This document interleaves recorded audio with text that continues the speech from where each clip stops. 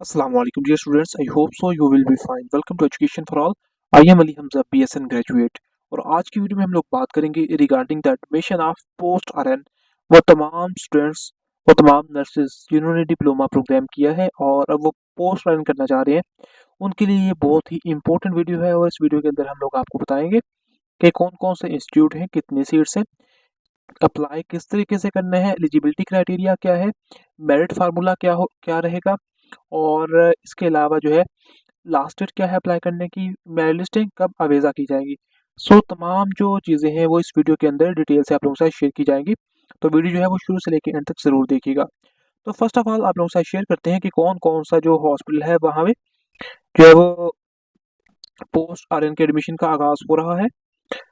Total 11 institutes हैं।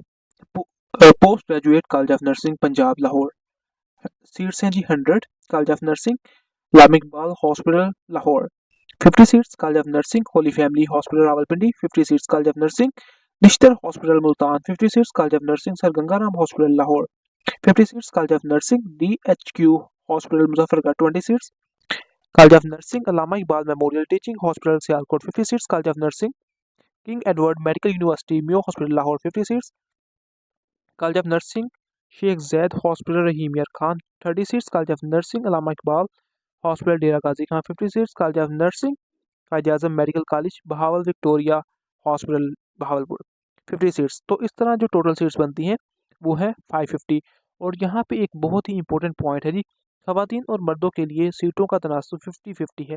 यानी कि 50% जो सीट्स हैं वो फीमेल के लिए होंगी और 50% जो सीट्स हैं वो मेल के लिए होंगी। हाँ, अगर इन केस के जो मेल के लिए सीट्स मुख्तस की गई हैं और उन पर मेल अप्लाई नहीं करते या वो मेरिट पर पूरा नहीं उतरते, तो फिर वो जो सीट्स हैं उन पर फीमेल नर्सेज को जो है उनका एडमिशन किया जाएगा। अब एलिजिबिलिटी क्राइटेरिया क्या है? एलिजिबिलिटी क्राइटेरिया ये है कि कम अज़ कम जो जनरल नर्सिंग है उसमें 60% मार्क्स होना लाजमी है और ऐसे इंस्टीट्यूट से किया हो जो कि PNMC से रजिस्टर्ड हो। और ख़वातीन के लिए लाजिम है कि उन्होंने मिडवाइफरी का डिप्लोमा भी किया हो, जो ऐसे इंस्टीट्यूट से किया हो जो कि PNMC से रजिस्टर्ड हो। नेक्स्ट है जी, मर्द उम्मीदवारों के लिए इसके मुतबादिल जो है स्पेशलिटी डिप्लोमा जो कि PNMC से रजिस्टर्ड हो वो किया हो। और दरख्वास्त जमा कराने की आखिरी हद तक कम अज़ कम 2 साल की बाकायदा सरकारी मुलाजमत का होना लाजमी है। यानी कि जब आप जो है वो दरख्वास्त दे रहे हैं लास्ट डेट तक, तो आपकी कम अज़ कम जो एक्सपीरियंस है वो 2 साल हो। दरख्वास्त जमा कराने की आखिरी तारीख से कबल मुसलसल 3 बरस के दौरान सरकारी या निजी शोबा में किसी डिप्लोमा या सरकारी डिग्री प्रोग्राम में दाखिला या तरबियत हासिल ना की हो। ठीक है, कम अज़ कम 3 बरस जो है आपने सरकारी या निजी शोबे में किसी डिप्लोमा या डिग्री प्रोग्राम में तरबियत हासिल ना की हो। उम्मीदवार के खिलाफ कोई इंज़बाती कार्रवाई ज़ेर इल्तवा जारी ना हो। एडहॉक या कॉन्ट्रैक्ट बुनियादों पर काम करने वाले उम्मीदवार अहल नहीं होंगे। वो तमाम लोग जो कि एडहॉक पे काम कर रहे हैं या कॉन्ट्रैक्ट पे काम कर रहे हैं वो इसके लिए एलिजिबल नहीं है, वो अप्लाई नहीं कर सकते। और इसके लिए ज़रूरी है कि आप जो है वो किसी भी जो ऑथेंटिक इंस्टीट्यूट है वहाँ से अपना मेडिकल फिटनेस सर्टिफिकेट बनाएं और गवर्नमेंट जो है वो सेंटर होना चाहिए, गवर्नमेंट हॉस्पिटल होना चाहिए। और उम्र की हद जो है वो 55 है। जो 55 से अबव हैं वो अप्लाई नहीं कर सकते। अब इसमें जो मेरिट कैलकुलेशन फार्मूला है वो क्या है, किस तरीके से जो है वो इसका मेरिट बनेगा। तो जो 50% होंगे मार्क्स वो कंसीडर किए जाएंगे रिगार्डिंग जनरल नर्सिंग, और 2% जो मार्क्स होंगे वो लिए जाएंगे जी अगर यानी कि आपने स्पेशलाइजेशन की है तो उसके। और 8% जो मार्क्स होंगे वो होंगे regarding the experience. Let suppose कि अगर किसी ने 1 साल का एक्सपीरियंस है तो उसका एक नंबर काउंट होगा, किसी का 2 साल का एक्सपीरियंस है तो वो दो जो मार्क्स हैं वो काउंट होंगे। लेकिन कम अज़ कम जो एक्सपीरियंस है वो 2 साल का तो होना लाजमी है। और अगर किसी का 5 साल का एक्सपीरियंस है तो उसके 5 मार्क्स इंक्लूड होंगे। तो मैक्सिमम जो मार्क्स इंक्लूड हो सकते हैं वो है 8। ठीक है, लेट सपोज किसी का 20 साल का एक्सपीरियंस है तो उसके जो मैक्सिमम मार्क्स काउंट होंगे वो होंगे 8। और फिर एंट्रेंस के जो मार्क्स हैं उसकी परसेंटेज होगी 40%। तो इस तरह ये टोटल मिला के 100% बनेंगे, यानी कि 50% जो जनरल नर्सिंग है उसके मार्क्स काउंट किए जाएंगे, 2% रिगार्डिंग स्पेशलाइजेशन, 8 मार्क्स जो है वो एक्सपीरियंस के होंगे और 40% जो है वो टेस्ट से लिए जाएंगे। तो इस तरह जो है वो टोटल परसेंटेज बनेगी। अब क्या है जी, अब अप्लाई कैसे करना है?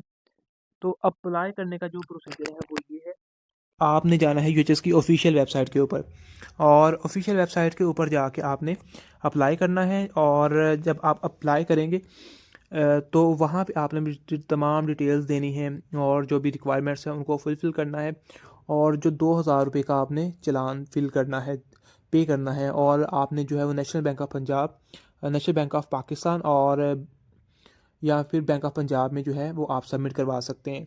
इन केस के आप जो है वो सबमिट नहीं करते, या एप्लीकेशन आप सही तरीके से फिल नहीं करते, तो फिर आपका जो एडमिशन है वो कैंसिल हो सकता है। और सेकेंडली, आपने जो प्रेफरेंसेस हैं उनको खुद सेट करना है, अपने अकॉर्डिंग उनको अरेंज करना है। और फिर जो है इन केस के आपका जो एडमिशन है वहाँ पे हो जाता है, तो उसकी फ़ी आपने 20,000 जो है वो पे करनी है।